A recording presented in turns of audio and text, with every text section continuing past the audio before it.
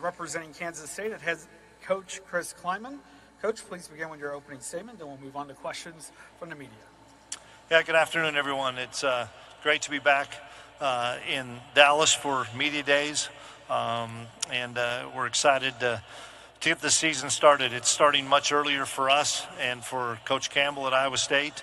I think our guys have another maybe 10 days of workouts, and then we get rolling and get started. And so vacations are a little bit shorter, but what an opportunity to showcase the Big 12. And I think that's the biggest thing about the Ireland game with the Aer Lingus Classic is for us to be on that center stage representing this great conference with two great institutions playing in a week 0 matchup, and what a great time to have that game. So we're excited about that opportunity, but it's just been a busy summer, and we're excited about getting going. We're thrilled. Thanks for Commissioner Yormark for all your hard work.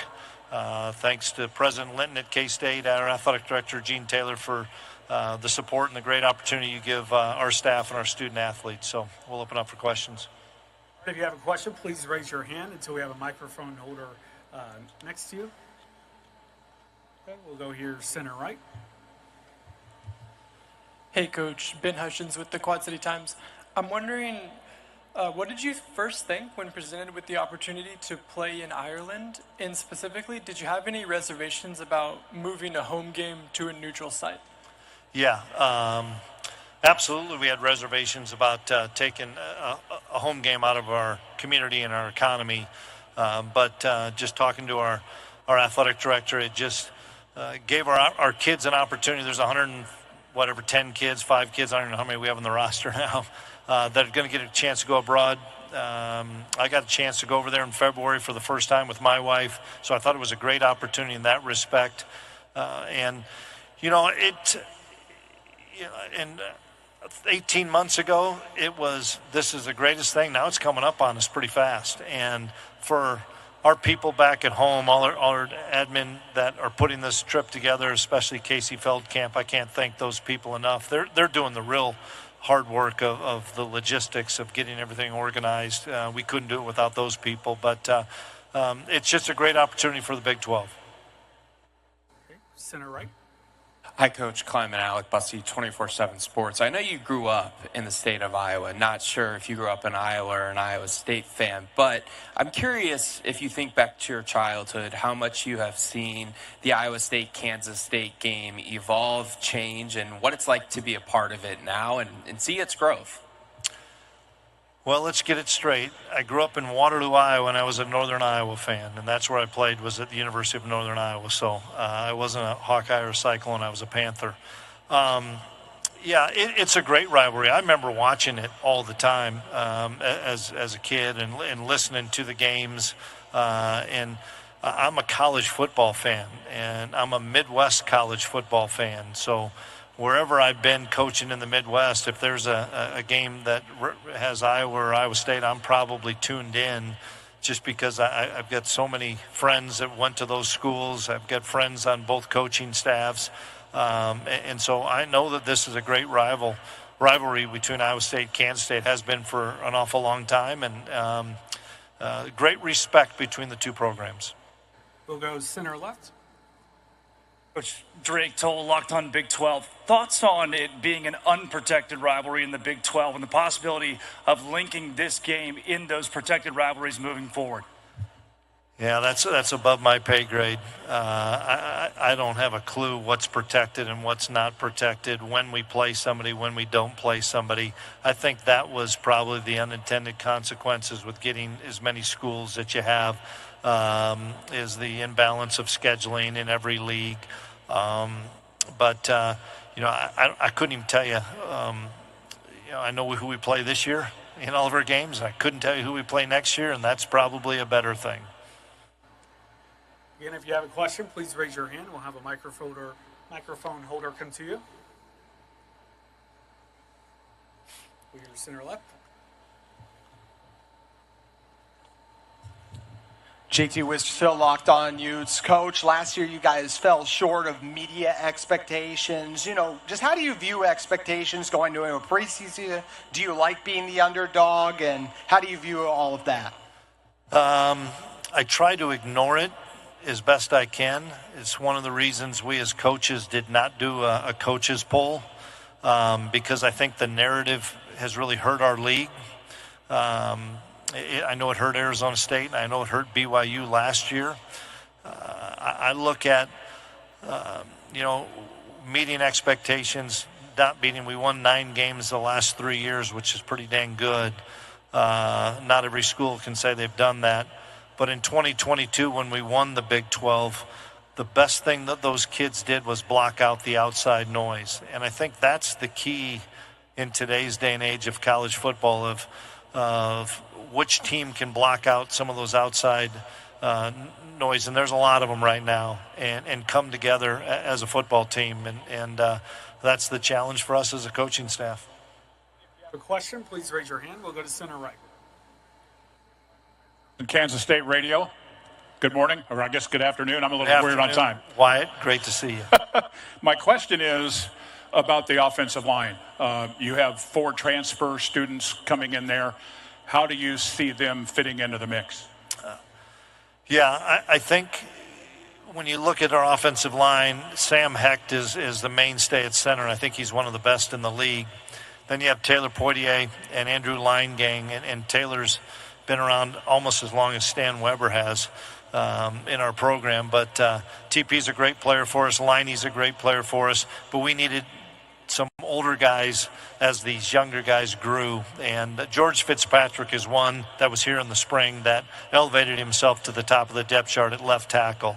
The other 3 transfers, we're excited to see this fall and this summer so we can figure out where they fit in and how much they're going to help us, because they're going to help us. And I think we'll play more in the offensive line than we have in the past because we have more depth. I think a name that a lot of people don't know about, you do and Stan does, is John Pastore. John missed the entire 2024 season, was penciled in to be in the rotation, if not a starter at tackle, and he's back now healthy this year and over 300 pounds and 6'6" plus. He'll be a big player for us. So I like where we're at in the offensive line, but we need to practice those guys all together and have that chemistry come together. We'll go center left. Hey, Coach. GoPowerCat.com. John Grove here. How important is VJ Payne's experience and playmaking ability to stabilizing the back end? And what roles do you foresee emerging players like Donovan McIntosh and Zayshawn Rich? Yeah, great question. VJ is the unquestioned leader back there in the secondary. And VJ's been a 3-year starter for us. He's one of a handful of guys that started in a Big 12 championship at AT&T in 2022. And now has been a 2-year great player for us, and he's coming into his last year, and he's turned into one of our best leaders, which he needs to be. He needs to be more vocal, and I think he'll be a great sounding board for the young kids you talked about, Zayshawn and Donovan. Those 2 kids got a chance to play significant amount in the Rate Bowl, and both played really well.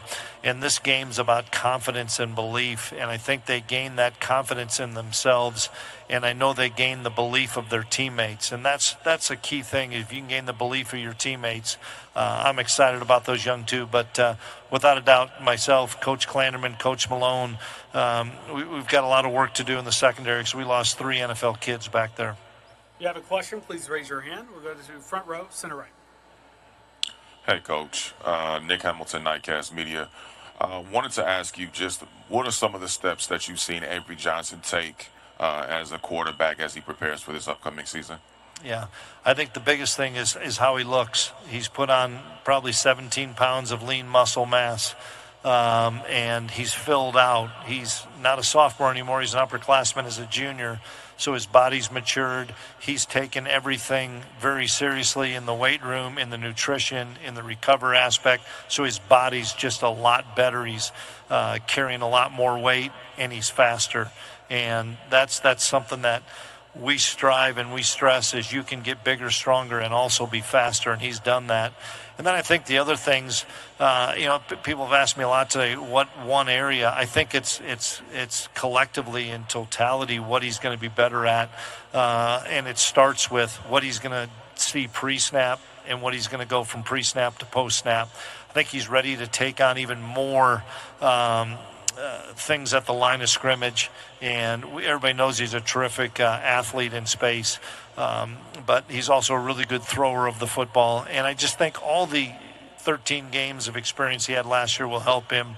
And then another underrated factor that doesn't probably get brought up enough is he's got Matt Wells, and Matt Wells I think is one of the best quarterback coaches in the country. He's a close friend of mine, and so fortunate to have Matt stay with us, be the offensive coordinator, and be in that room with Avery, who's calling, and Avery knows Matt's calling the plays. I think that's really going to have a huge impact.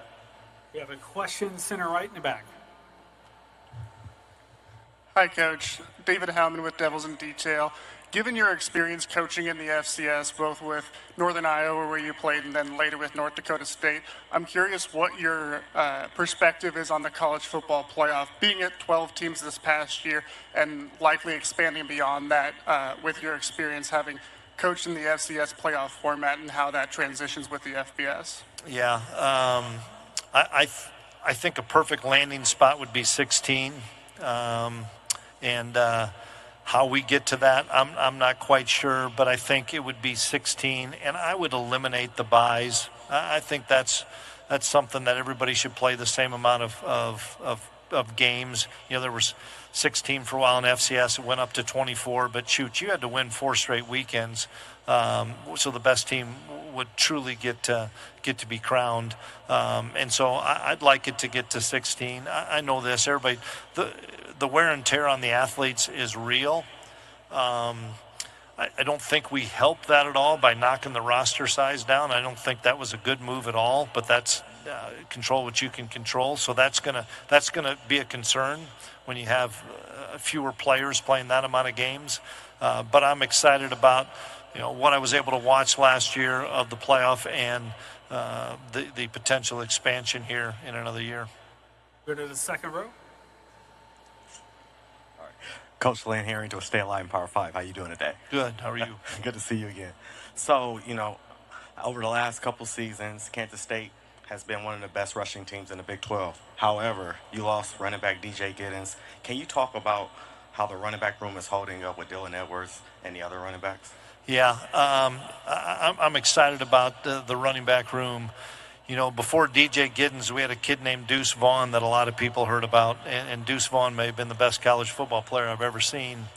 And people said, what are you going to do when you don't have Deuce Vaughn? And all of a sudden, DJ Giddens came on. We have running backs, and Dylan Edwards is a star, and he's a game breaker. And Dylan Edwards is going to be better because of a guy like Joe Jackson. That is another really good, talented running back. And they're both going to be better because of the ability for us to have more playmakers outside at wide receiver. We've always had really good tight ends, and that's no different this year. And then we have some younger players in that running back room that I'm excited to see how they grow. But between Dylan and Joe, they're two terrific running backs, and everybody saw Dylan Edwards' ability to be a game breaker in the Rate Bowl, but I think all those guys will be better because we're going to be better around them. Okay, Coach, thank you for your time today, and good luck this season. Appreciate it. Thanks for having me.